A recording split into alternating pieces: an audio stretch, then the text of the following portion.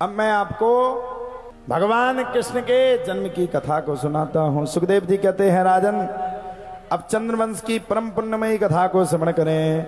भगवान नारायण के नाभि कमल से ब्रह्मा, ब्रह्मा के बेटा अत्रि, अत्रि के बेटा चंद्रमा, जिनसे चला चंद्रवंश, चंद्रमा के बेटा बुद्ध, बुद्ध के बेटा पुरुरवा, इन्हीं पुरुरवा का दूसरा नाम राजा एल था। इन्हीं की उर्वशी अप्सरा, इनके आयु, शतायु, सत्यायु, रजय, विजय आदि 6 बेटा हुए।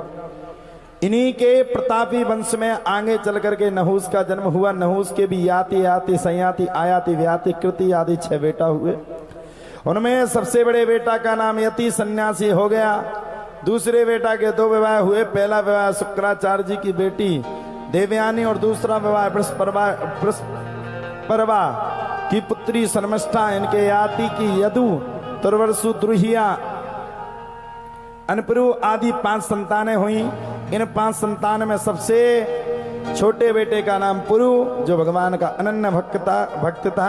शुक्राचार्य जी के श्राप के बाद बुढ़े हो गए। सुखदेव जी कहते हैं, राजा परीक्षित पुरु वंश में ही राजा दुष्यंत का जन्म हुआ।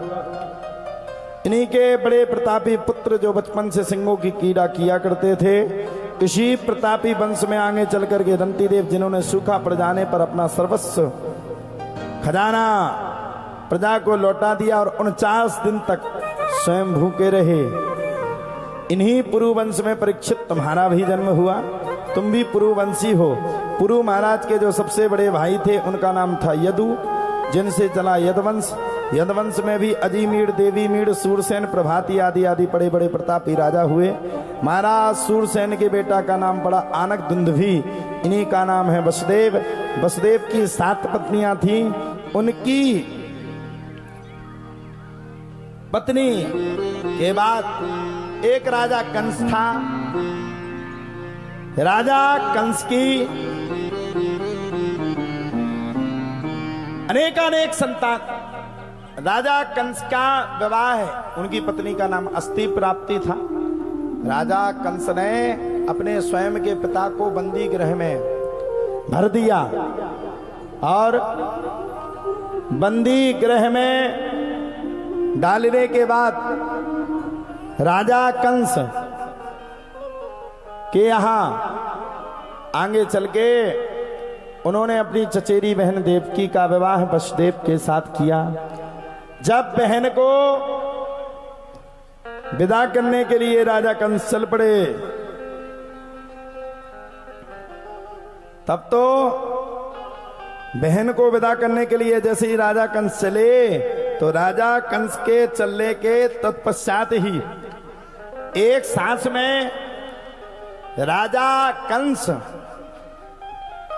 को आकाशवाणी हुई, हे राजा कंस, देवकी की 8वीं संतान तेरा काल होगी। राजा कंस ने देवकी को कारागृह में डाल दिया। और जब राजा कंस ने देवकी को कारागृह में डाला तो 1 से लेकर के 6 संतानों को मार दिया। 7वें संतान के रूप में स्वयं भगवान आए। संकर्षण विधि के द्वारा भगवान रोहिणी के गर्भ में स्थापित हो गए।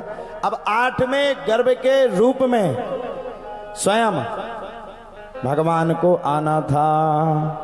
तब तो भैया राजा कंस ने जेल का पहरा बहुत भयंकर बढ़ा दिया और इतनी तेजी के साथ बढ़ा, भगवान का अब जन्म होने ही वाला था। जैसे ही भगवान का पहरा बढ़ा, वैसे ही भादों की रात थी, कृष्ण पक्ष था, रोहिणी नक्षत्र था। रोहिणी नक्षत्र, भादों की रात्रि और खूब तेज बिजलियां तड़तड़ा रही हैं, खूब तेज बरसात होती जा रही है। और रात के ठीक 12 बजे भगवान ने कारागृह में जन्म ले लिया। बोलो नंद के लाला की। जैसे ही भगवान ने जन्म लिया, वैसे ही वसुदेव जी ने भगवान को एक छपड़ी पे रखा। पहरेदार सो गए, बंदी हट गई, कारागृह के बंधन मुक्त हो गए, बेड़ियां हट गई और भगवान को ले जाने लगे वसुदेव जी। और जब भगवान को ले जाने लगे वसुदेव जी, तब तो कहा जाता है यमुना मैया को स्पर्श किया। अब यमुना मैया स्पर्श करवें और भगवान अपने पांव को ऊपर कर लेवे। यमुना मैया स्पर्श करवें, भगवान अपने पांव को ऊपर कर लें। यमुना मैया बोली रुक जाओ, बिना पैर छुए तो जाने नहीं दूंगी। यमुना मैया ने पूरा वसुदेव जी को घेर लिया।